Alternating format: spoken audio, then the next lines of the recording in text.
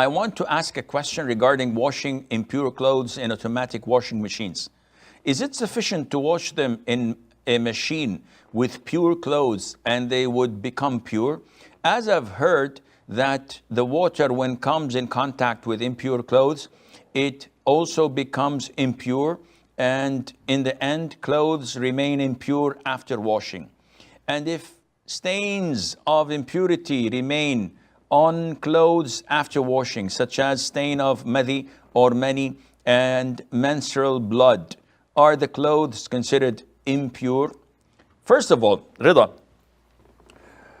we have to understand that purity is defined into two types of branches, and that is removing of the filth and uplifting the ritual impurity.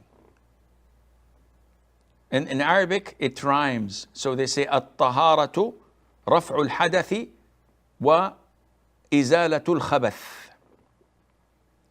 And I will not go into details, but if there were to have stains on this head cover that I'm wearing, and the stain is here, and I put it aside, and it rains, and I come after it dries, and the stain is gone. The impurity is gone.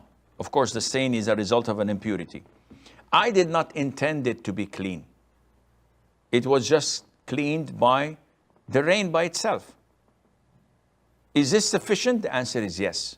Because removing the filth, the impurity, does not require an intention. Anything that removes the physical impurity is sufficient. And to the extent that scholars say that removing an impurity does not even require water. If it was removed by another liquid, another thing, this is sufficient. Unlike wudu, you cannot perform wudu except with water. But removing the filth, the najasa, the impurity, can be done with any substance. Now, as you have stated, Rida, scholars said that the amount of water to remove an impurity must be overwhelming. This is what the scholars say. However, overwhelming does not mean 10, 15, 20 liters of water. The nomad who came and urinated in the masjid, the Prophet told the companions to bring a bucket of water and pour it over it. He did not order them to dig it out and take whatever is there or wet and put it outside of the masjid. No, just pouring water over it was suffice, because the water would mix with urine, dissolve it, and it's gone. Now, scholars also say that if you put najis clothes in a washing machine with other dirty clothes that are pure in themselves, but they're dirty, they stink, they have stains of oil or whatever, and you wash it in a washing machine, this is sufficient. Why? Because it's soaked in water, and it is washed thoroughly, the water is rinsed, it's spinned, then again clean water is put in, the same process is done, it's spinned, then rinsed.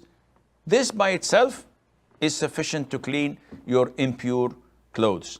Now we come back to the issue of stains. Now, stains of menstrual blood is normal, because even if you wash them thoroughly, so many times the stain, the color would remain, but the impurity itself is gone.